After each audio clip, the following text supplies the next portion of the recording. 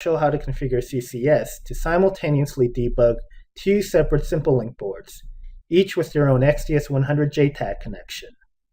First, let's create a new target configuration. I'll open up the target configurations view, select the new button, and for the file name for my target configuration, I'll call it 2_CC2650, since CC2650 is the device on each of the boards, and I have two of them.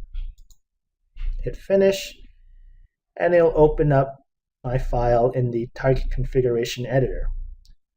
Now I can choose the connection type for the first board, and it is indeed an XDS100 v3. That is the emulator type on both boards. And for the device, I'll need to look for a CC2650. I'll simply use the filter field to make things a lot easier for me. There we go.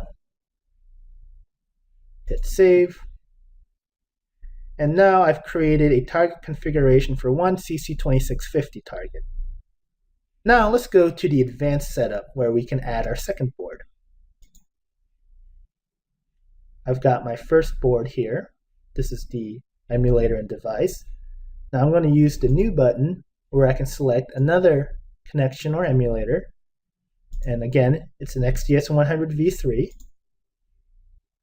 Now I'm going to add the CC2650 device to it. I'll use this filter field here, or this filter drop-down option for Cortex-M.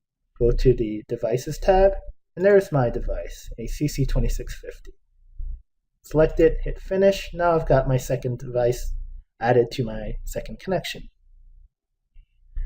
Now I have a target configuration with two CC2650 targets, both using an XDS100 v3 connection. Now, when you have two emulators of the same type, CCS needs a way to distinguish between the two. For XDS100, it uses a serial number. Each XDS100 emulator has a serial number.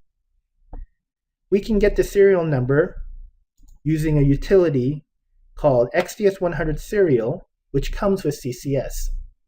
So when I select on one of these top nodes for an emulator, I can see emulator selection. I have more than one, so I can use the option to select by serial number, and I'll need to enter the serial number, and it'll tell me, yes, use the XDS100 serial utility to get the value. So that utility, it comes with CCS and is located in where your root location of your CCS installation, then CCS v6, CCS base, common, in the usekif folder. And if you look inside, you'll see a utility called XDS100 serial.exe on Windows, of course. Now I'm going to open a command window to that location. There we go. Now let's run the utility.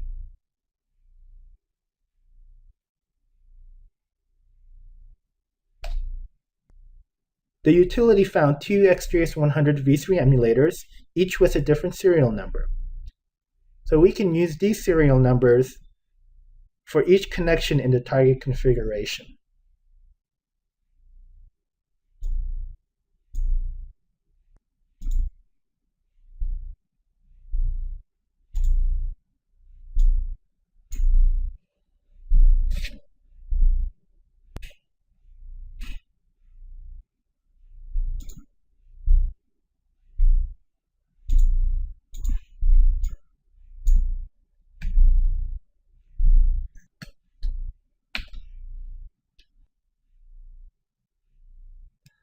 Now once that is done, we can save this target configuration, and we can launch the debug session using this new target configuration.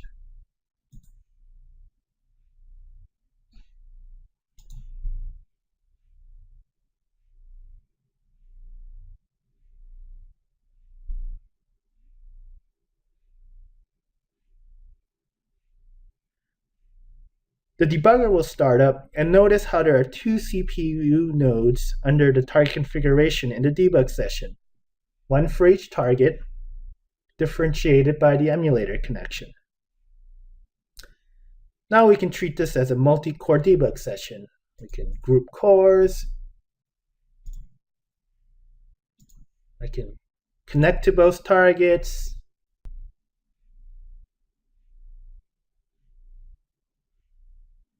I can load a program for both targets.